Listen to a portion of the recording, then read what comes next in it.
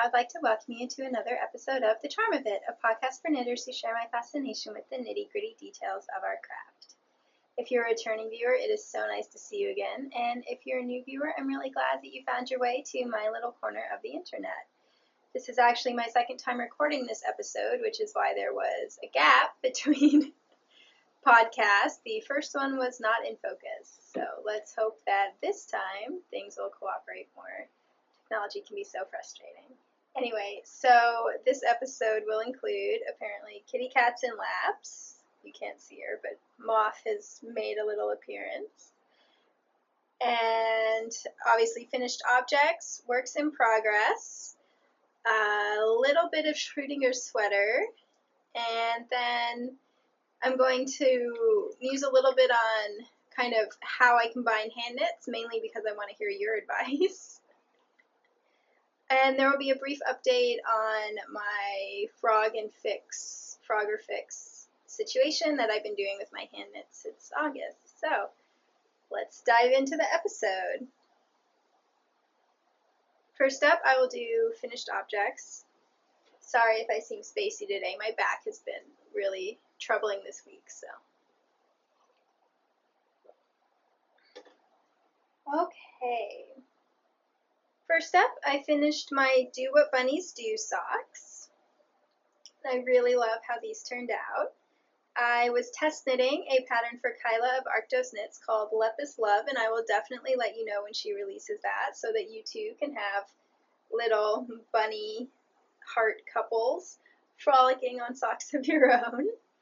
I used Ultra Alpaca Fine in Moon Shadow for the gray color, and that took about, I think, 28 grams.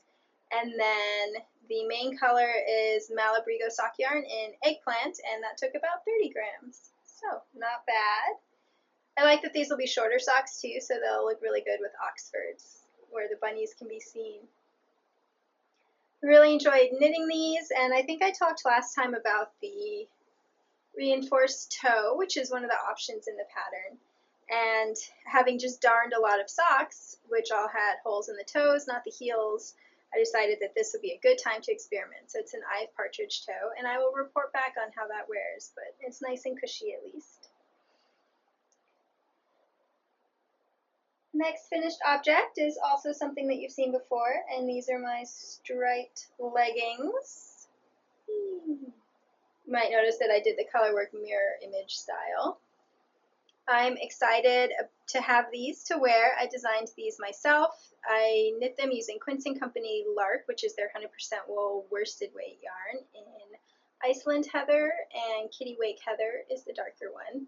And I absolutely love working with the Lark. It's such a bouncy, squishy yarn, and it makes for a really soft, cozy fabric that I think will be really nice once the weather drops a little bit more. So I plan to wear these with skirts and ankle boots kind of in between.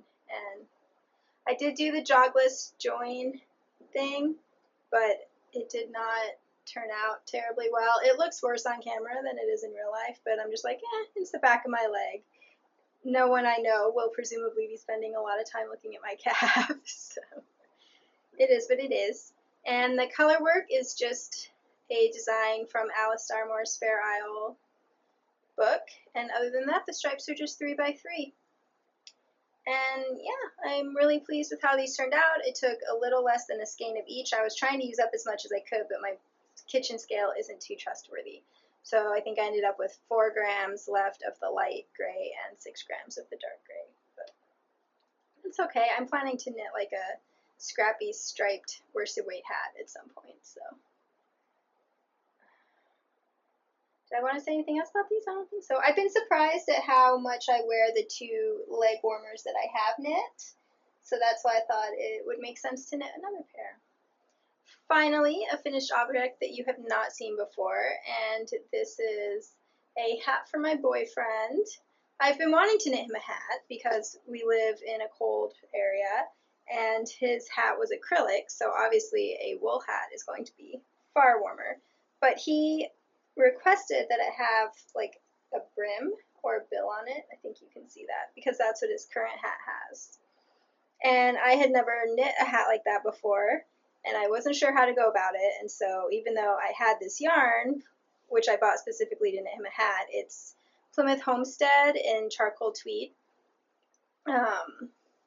I then proceeded to just not knit the hat because I wasn't sure what to do.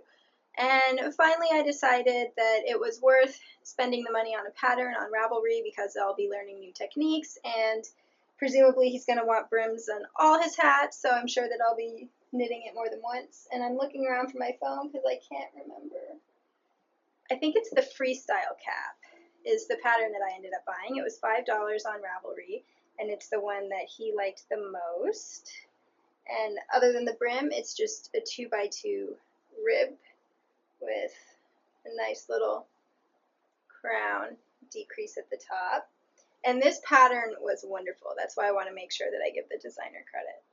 I highly recommend it. I think it was written kind of in the older days of Ravelry, and so it almost feels like reading an Elizabeth Zimmerman pattern in that it's really chatty. It doesn't have super fancy formatting, but it has really clever ideas, and they're presented in a very warm, kind of like as if someone's sitting next to you telling you what to do way, and I absolutely loved it.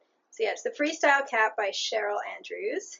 And when I bought the pattern, I received a message on Ravelry from the designer saying that if I needed a photo tutorial of how to do the brim, that she was happy to email me one. I didn't need it, but I've been knitting for a while, so I had actually seen all the techniques that she used in this hat before in different contexts, and I just think it's so clever how she combined them to get this brim that's really nice and sturdy and sits well without needing any kind of cardboard or plastic inside. So, but I can understand how if you hadn't done some of these techniques before, a photo tutorial would be really useful. It was definitely fiddly. Usually I think of worsted weight hats as kind of relaxing comfort knitting, but the beginning of this one definitely kept me on my toes, and it was fiddly in a good way. You could tell that all the fiddliness had a purpose, but it was harder on my hands than regular knitting just because, you know, you need a firm gauge and then some of the stuff you're doing. And even once you join in the round to start knitting the rest of the hat, you've got this bump of a brim for the first round, so that was harder on my hands as well. But all of it was completely worth it, and if I hadn't been trying to do it all in the same evening because I was really curious to see how it was going to turn out, then it would have been fine. I just know that when I knit this pattern again, I need to kind of space out those processes. And I do actually plan to knit it again very soon for a friend's mom who is starting chemotherapy, and so I've got some rayon cotton yarn, and I think that this style hat will be really nice. She lives in the south, so she doesn't need a really warm hat, and that way it won't itch her skin or anything. So yeah, I'll be knitting another of these soon, but I'm really pleased with how this turned out, and Joel really likes it too, which is even more important, so yay for that. It was fun learning new techniques as well. I feel like I've been knitting for quite a while now, so a lot of times I'm just doing variations on the same thing, so it's fun to get to do something new. I have 2 works in progress to show you because it's been 2 weeks now. Otherwise, I would not have had this much, but one of them is just a baby work in progress, and I have started the cowl that I mentioned in my last Schrodinger sweater segment. So this is out of Quince & Company Phoebe, which is their 100% extra fine merino, American merino, in the Mercury colorway, and I received 2 skeins of this as a Christmas gift a couple of years ago, so I've got 600 yards, and I'm going to knit it into a cowl. And I actually swatched quite a bit for this. I remembered to take a photo before I unraveled the swatch, so I'm going to insert that here. I'm trying this new thing where I knit while I podcast. I'm very jealous of podcasters who knit while podcasting, so I'm going to see if it works for me. Anyway, and I had a really good time swatching and trying out more complicated patterns. I had pulled out my Barbara Walker Stitch Treasury, where I have all the reversible patterns. The bottom corner is dog-eared so that I can really easily look at those because, I don't know, I like to knit cowls. And I was kind of debating between a couple of them, and then I decided to just swatch seed stitch just to see, and I just fell in love with the fabric. It really just seems to let the softness and bounciness of this yarn just really shine. It feels like a cloud. It was so much softer, and it draped so beautifully, and since knitting this as a cowl, that seemed like the 2 characteristics that mattered most. So I went ahead and cast on and knit up for a while to get a gauge swatch, and then I'm knitting at about 4.5 stitches to the inch, and I'm using US 6 needles. And obviously that would be way too large a gauge if it was going to be something that was going to get a lot of tension and friction, not tension, friction, like here. But I think for a cowl it will be fine, and I just can't resist this fabric. So I'm aiming for around a 14-inch, I think.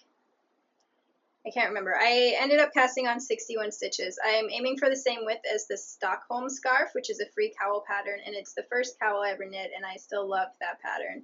So when I was trying to decide on width, I decided to just go back to that, and so I'm pretty sure it was 14 inches, which is, what, 35 centimeters?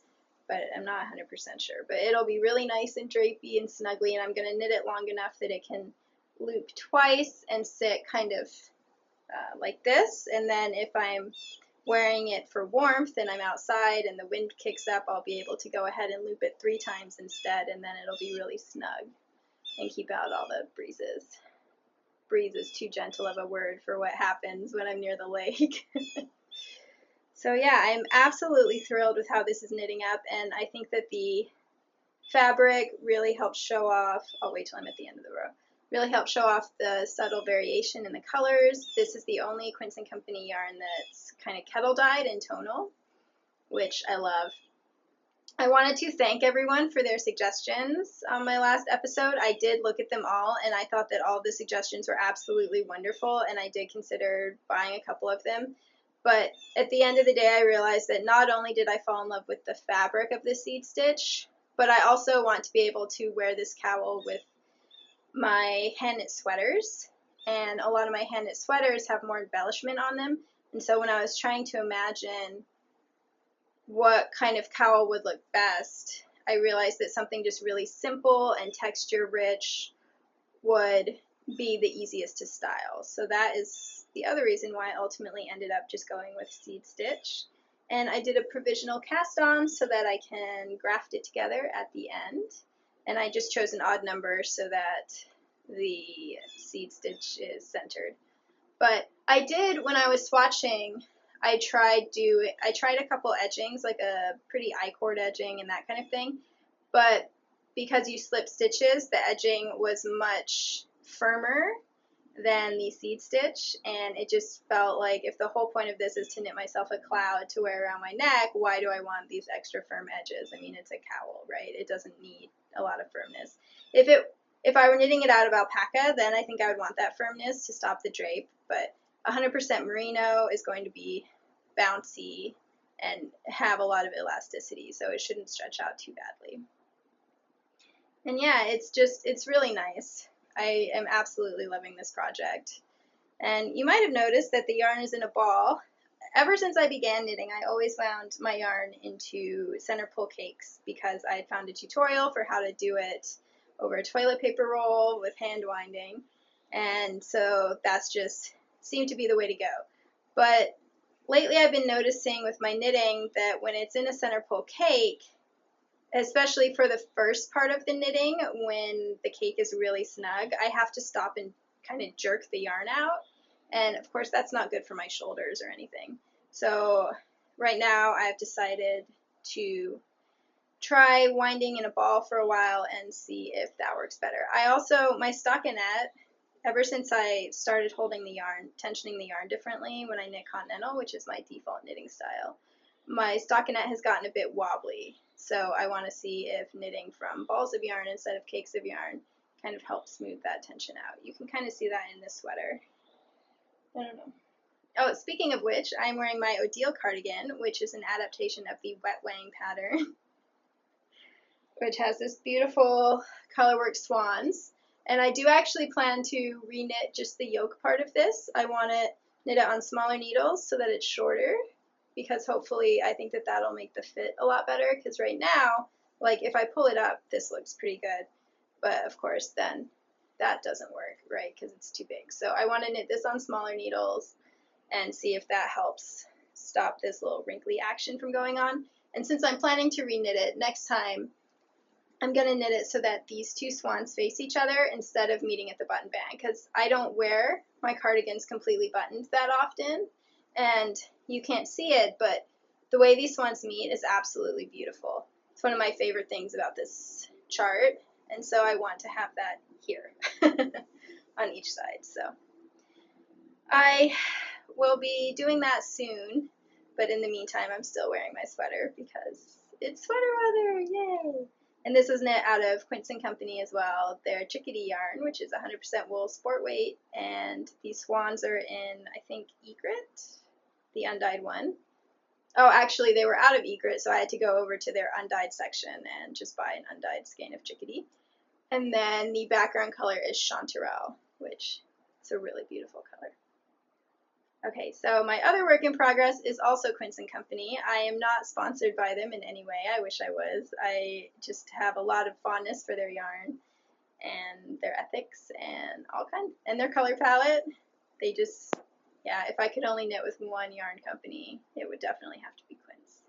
I am trying to get to the end of this row before I pick up my other work in progress, but you already saw it when I was trying to show you Moth in the introduction because I was knitting on it then. Okay. So, oh, now this is in the middle of a row.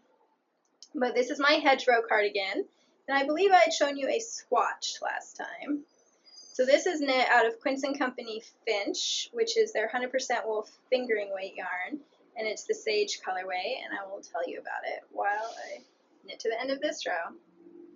So, Tyrolean knitting is this absolutely beautiful knitting tradition from the Alps, and it combines twisted stitch knitting, which is little micro kind of cables, with embroidery, and I love how it looks. And last winter I knit myself a pair of Legwarmers and mittens that are inspired by that tradition from the Vintage Modern Knits book, and as soon as I did that I knew that I wanted to knit a cardigan as well.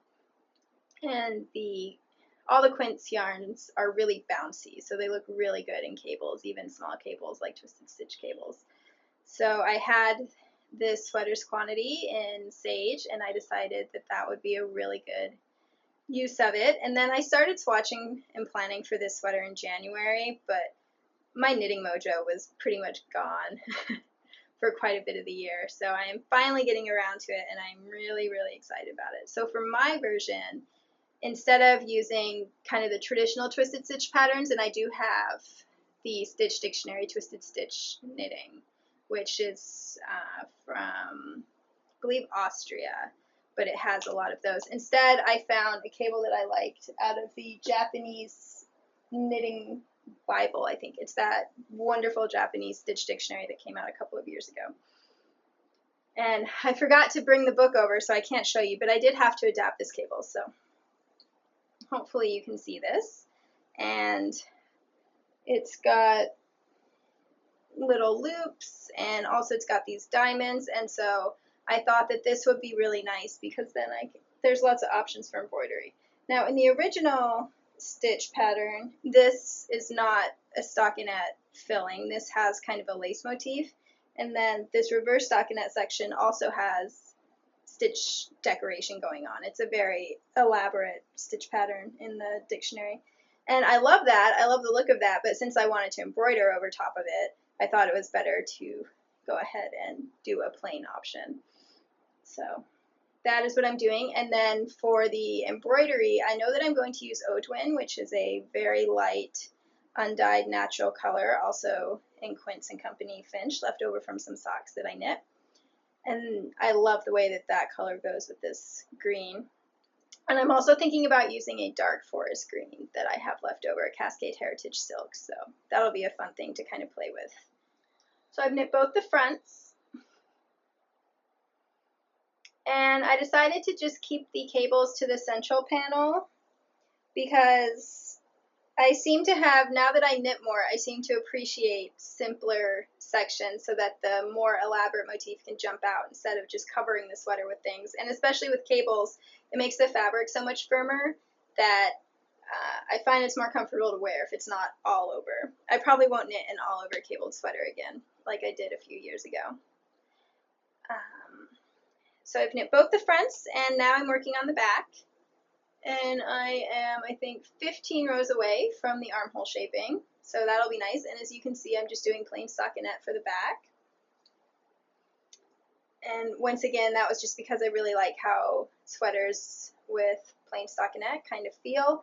And I thought it would look weird to only have one cable in the middle of the back, and I didn't want to do 3 because then that would be a whole lot of cable stiffness going on. So I decided to just do plain stockinette. What I am going to do so that there is some interest from the back is on the sleeves, I'm going to do cabled elbow patches. So that should be fun. I'll have to kind of mark where my elbow is, but I think that kind of 2 of these repeats would look really nice if I kind of grow it out like that. I think that that would make a really nice elbow patch. Maybe a little long. Nope, that seems about right. So that is my plan for the sleeves, but I'm not there yet. The one kind of thing, since I had already swatched back in the summer this cable and figured out what background fabrics I wanted to do, the one thing I had to do when designing before I could cast on was decide what I wanted to do about this waist ribbing. And I was looking at the different decorative ribbing options in that Japanese stitch knitting dictionary, and there was one that was really similar to a cable, because also in that book, this cable has like flanking cables, it's not on its own, and one of them was this little pattern. So I already knew that it would look good, and I decided to just go with that. And I also thought it would really lend itself to embroidery if I want to put little French knots or something in there. So that was really, I was always looking at the cables with an eye to which of these is going to fit in best with kind of the Tyrolean embroidery. And so then I just had to work out how to make sure that the ribbing kind of went organically into this cable pattern. And I didn't have my graph paper with me, so I just wrote out the stitch counts and then put where I should do decreases and kind of like rearrange them a little bit, and ended up with this. And then for the first one I didn't, so this must be the second one because both of these cables go. Oh no, this is the first one because you'll see that both the cables cross that way when really this side should have crossed that way, and I'm just going to go in with lace yarn later and fix that. So with the second one, I had realized what I needed to do. So that one looks a little better. But by the time I realized what I'd done, I was so far up that I decided doing duplicate stitch later would be the better solution there. And yeah, other than that, I'm knitting this at about 6 1/4 stitches to the inch in the stockinette sections. So, and that's using a larger needle. I think it's a 2. It might be a 2 1/2. I haven't used my needle gauge to check. Than I had swatched with before because I really like having a slightly more drapey fabric. And Finch is a pretty sturdy yarn, so I think even though it's a fingering weight, it'll be able to handle that gauge. We'll see. And still wear well. And so that did mean that I needed to knit up another repeat of this cable and measure that so that I knew how big that was. And I also needed to measure it vertically so that I could do my neckline bind off after a full repeat. And what I found was that it would be tricky to fit enough full repeats in, so that's why I started down here at a 1/2 instead of at the tip, was because 4 1/2 vertical repeats hit the vertical length that I wanted in the sweater more easily. And I just did waist shaping both on the side seams and right next to this cable. And yeah, I'm using a lot of the numbers that I used from the Autumn in the Shire cardigan that I knit, which was definitely an experiment in me trying to figure out what fit I liked. So the arm comes in a little bit more than a lot of patterns. And I did bind off all at once for the neckline just because it was a cable pattern, but I think once I pick up and do some ribbing, that'll just become circular and it'll look natural. I don't want it to be a square neckline, is what I'm saying. And then for the back, since it was a plain stockinette, I did go ahead and do a lot more of these little cables in the ribbing. And I haven't decided yet how many I will embroider, but I like having the option. And those are my 2 works in progress. I've got some other projects that are kind of needle adjacent that are bouncing around in my head because both of these are simpler, but I probably won't cast on for either of them until next week because I really want to be wearing this sweater. Next, I thought I'd update you a bit on the Frog It or Fix It project that I'm doing. This is my Market Day vest, which I foolishly steeked before checking measurements and just made some weird decisions that I can't take back because I can't unravel the yarn because it's been steeked. And so I've been trying to figure out how to make it work. And so I did go ahead and pull out the bands that I had and re-knit them straight so that I'll be able to just use a clasp to close it at the waist. And I do have the clasp. I haven't sewn it on yet because when I kind of pretend that it's clasped at the waist, which is where to me, if you're only going to use one clasp, the clasp should go, these start to go like this, and I don't like that. So I'm going to reblock this. This yarn is Starmore Hebridean 2-ply, so it tends to behave when you tell it to block, and see if that sorts out the corners. Otherwise, since knitting this, there's been another Christmas, so I've got a little more Starmore yarn now than I used to, and I've got more in this navy blue, so I was also thinking if I want, I could crochet a little bit of a reinforcing edge along here. And I think that would look nice since I've got navy blue edges on the sleeve and the bands as well. But that is where that is at. I'm going to block it before I do anything else, just to see what happens. I don't want to throw good yarn and good time after bad with this project, but I love the back so much that I would really like to be able to wear it. Why did I make such weird decisions and then cut? Okay, I also unraveled another project, and this wasn't one that I had mentioned when I first brought up this idea, but it is one that had been haunting me, so this is the yarn that I have reclaimed, and I'm really excited about it. Last autumn, I cast on for a cardigan that was going to be an all-over colorwork cardigan inspired by 18th century fashion. I've been watching a lot of Poldark. And it was the Songbird cardigan, and it had really elaborate tapestry colorwork. And then I think because I needed to get some other projects done and because of Christmas knitting, I put it in hibernation, and I just never quite pulled it back out because I knew that when I started the back, I was going to have to be switching between all these different charts, and that did not really appeal to me that much. And I was knitting it flat, by the way, because of this steeking incident. And so since then, I have gained some weight, and now I prefer to knit my sweaters at a 35-inch bust instead of a 33-inch bust. And because this sweater was already supposed to be really fitted, and I was planning to do a wider button band to look like corset lacing anyway, the front pieces were just too narrow to be the kind of sweater that I currently want. And I thought about doing like a gusset in the side seam, but that wouldn't have worked either because of how I had sorted the color work. And so finally I decided it was better to just reclaim the yarn. So this is Sweet Sparrow yarn in the Moor colorway. She is a wonderful hand dyer, and this is on Hummingbird, which is her 50% silk, 50% merino, not superwash, regular merino base. So now I have 100 grams of this, and this is also Quince yarn. I swear I'm not sponsored by them. But this is Quince & Company Finch in Damson, which is this beautiful purple colorway. So I have, as I said, a full skein of this again now. And obviously I haven't washed this or anything to get the crinkles out. But I'm thinking that I will do a cowl with this yarn. Maybe a Star Shower cowl, because I know that I like how that sits, and the one that I have is in like worsted weight, so I think it would look different enough in fingering weight. And I think it would really show off. There's a lot of yarn variation, color variation in this yarn. So that's what I'm thinking for that, and I'm really excited. And it was interesting because I'd been putting off addressing this issue because it kind of made me sad to think about ripping it out. But as soon as I committed to it and was actually doing the frogging, I started humming, and I was really happy and excited again, and it was so nice to switch that from hibernating to frogged on my Ravelry page because I really don't like having projects in hibernation. And so it's funny, it feels like a little weight has been lifted off me. And then with this, I have 5 skeins of this. One is in a different colorway, I think. I ordered it later, but I don't know if it's actually in a different colorway. I haven't looked yet. And 5 is enough for a sweater's quantity for me, especially if I do cropped sleeves.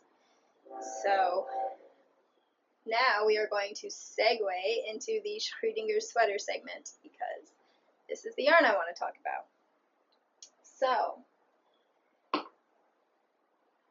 initially, I received both Quince & Company Damson and Quince & Company Tern in the Dusk colorway. I'm sorry, my hair is too long. There we go. For a Christmas present, and I was going to knit an Alice Starmore colorwork cable pattern out of these two, inspired by this sea anemone shell that I used to have before I knocked it off my bookcase and it broke. And I absolutely love how these two colors look together. But when I went to swatch for that pattern, I realized that the gauge she wanted was much tighter than what I wanted to knit at, and that even the smallest size was bigger than I wanted the finished sweater at, so it would have required a lot of modifications. And I just wasn't sure between the colorwork and the cables if the fabric would feel too thick for me to wear a lot, and so I decided to let go of that idea. And instead, I went ahead and knit the Quince & Company Tern, which I had 5 skeins of, into a different sweater, which I happily wore quite a bit, and then decided that I wanted to change some things about it, so I frogged that last month, maybe in August. This is still September, so yes, last month. And so now this is freshly reclaimed yarn, and so it has occurred to me that I could knit a sweater that, in whatever way, combines these two yarns again. And that's really tempting because I'm always trying to push myself. I tend to knit garments that are solid colors. I'm always trying to push myself to knit more, and I absolutely love tonal combinations like this. So on that hand, it's tempting. But then I think about how many printed dresses I have and how it's really nice to be able to wear solid colors with those printed dresses. And so then I start to become a little bit unsure. And of course, if I have enough of each of these colors to make a sweater on its own, if I knit a sweater together, then I'm going to end up with quite a bit of leftover yarn. So that's another hesitation on my part, but I really like how these colors look together. So, do you have any thoughts? I'm torn, and I want to cast on from one of these fairly soon. After my green sweater, I'm going to knit myself a gray sweater, and then it's time to revisit the purples. So I've got a little bit of time, probably another month and a half, but still it's something that has been in my mind lately. And that will also help me segue really nicely to the knitwear combination topic that I want to talk about today. As someone who was interested in personal style and clothes before I became a knitter, I've always approached knitting from kind of a wardrobing perspective. And so because of that, I'm always trying to think of how I'm going to combine whatever I knit with the clothes and other hand knits that I have in my wardrobe. And I have a quirky style that kind of feels a little bit old-fashioned, not in that kind of 50s retro way, but just in a kind of vintage, maybe a little bit of Victorian feel to it, which is a long way of me saying that I really enjoy having matching accessories. Like matchy fits really well into my personal style, and it just makes me happy. So right from the beginning, I have always tried to knit, say, a hat with matching mitts or mittens, or a cowl with matching mitts, and then I like to knit socks that can match whatever, you know, I'm happy matching socks to anything else because there's enough space there. I have never knit a matching hat, scarf, and mitten combination because that seems like it might be too much matchy-matchy. I think I could handle that if it was color work, but I'm not going to do like a solid. Instead, I like to have a different scarf. So from kind of an outerwear perspective, I feel like I've got my knitwear combinations down, right? And then as I said, I'm happy matching my socks to anything, really. But lately I've been thinking about kind of indoor hand knit accessory matching. And as someone who runs pretty warm, this never really seemed like something, as someone who runs warm to begin with and also spends a lot of time on heating pads to help my pain issues, this was less of a priority. Like the cowls, like this cowl that I'm knitting and the other cowls that I've knit in the past tend to be really big, chunky affairs, and I wear them with long sleeve t-shirts, and they're cardigan equivalents, right? They keep me as warm as a cardigan because there's so much fabric there. And so that's why I've always knit matching mitts or something, but most of those cowls I would only wear with a hand knit sweater if I'm going outside, not inside. But lately it has occurred to me that I could knit fingering weight cowls, and especially fingering weight cowls designed to sit in a single layer, so more fashion than true winter insulation, and that might be a really fun way to be able to get more color combinations out of my hand knits, especially since I seem to have real difficulty with committing to multiple colors in the same garment. Which is funny because the Fair Isle inspired vest that I knit, I love to wear and wear quite frequently, but I do only wear it with like 2 outfits, so maybe, I don't know. Anyway, and so this idea I'm really curious about, and I want to see if it would work, but I'm not sure if I have many fingering weight cowl quantities in my stash right now, just because those aren't the kind of projects that I've knit in the past. And I'm also really interested in knitting kind of a colorwork cowl that's in the round, but in that case, even though it's fingering weight, it's double fabric, so I don't know if that would prove to be too warm. So what I'm curious about is, how do you combine your hand knits indoors? Like, do you wear a shawl together with a sweater? To me, because I already dress quite quirkily, I feel like shawls are they're trickier for me to style than cowls are, because cowls are, infinity scarves are a garment that you can just buy in a regular store in a way that shawls aren't. So unless I can style my shawl to look like an infinity scarf or cowl, I usually feel like that might just push me over the edge if it's just for an everyday outfit. Like, I have no problems wearing a shawl as outerwear, or I've got a giant shawl that I love to wear as loungewear, but just for everyday style. So that's why I'm really excited about having 100 grams of this yarn, because I think that this colorway will look good with this green sweater that I'm knitting, as well as whatever I knit out of, especially this purple. Although, I mean, it looks nice with this too, and of course it'll work with neutrals, right? I wouldn't wear it with this sweater because I don't want to cover up the swans, but so I think this is going to be my test case for if I can successfully combine cowls with hand knit sweaters and not overheat and not feel like I have gone from quirky dressing to over the top dressing. And it has occurred to me that if I'm only ever going to wear it looped once, fashion style, then I could even do color work that wasn't in the round, I could do color work that's in the round this way instead of vertically, because I wouldn't need to hide the floats, because you would just never see the wrong side edge. So that would be a way for me to work multiple colors into the same garment. And I don't know, I'm really curious. I'm excited about this idea, and it only recently occurred to me, so that's why I wanted to talk with you about it and ask if you have any particular cowl patterns that you really enjoy that are written for 100 grams of fingering weight yarn, so that I can kind of raid my stash and see what I can find that can kind of test out this idea, and whether you plan for certain hand knits to be worn together or not. I'm really curious about this. So that is my podcast for the day.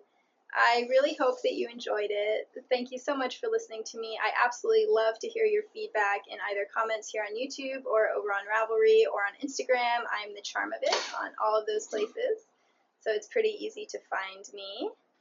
And yeah, I'm just, even if it takes me a little while to reply to the comments, I read them all and I love them, and they really help motivate me to keep doing this. So thank you very much to everyone who has ever reached out. And let me know what I should do about those purple sweaters or sweater, and what your thoughts are on combining hand knits in an indoor outfit versus outdoors, where as far as I'm concerned, when it's winter, there's no such thing as too many woolens. And yeah, the last thing that I wanted to mention was that I have started doing game reviews as well. The first one is up, and it's about Fox in the Forest. Feel free to go watch that if you're looking for a really great introduction to modern board games. It's just a really simple, affordable card game, and it works great with 2 players. So I wanted to kind of continue the theme of introductory games. So this week I will be reviewing Forbidden Island, which is a cooperative game for 2 to 4 people that also retails for less than $20. And I'm going to go ahead and record that review now, like after I have finished talking with you guys. So if you're interested, feel free to give it a look. I'm aiming these reviews at people who don't know anything about board games. So if you are kind of curious about the hobby but feel intimidated or overwhelmed, which is how I felt a few months ago, then the reviews might still be for you. Thank you so much, and I look forward to seeing you again soon. Bye! Oh wait, since Moth is here. Oh, I know. You want to look at the camera? Yeah, wish everyone goodbye. There we go. Goodbye from us. And I hope to see you again soon. Hi, kitty.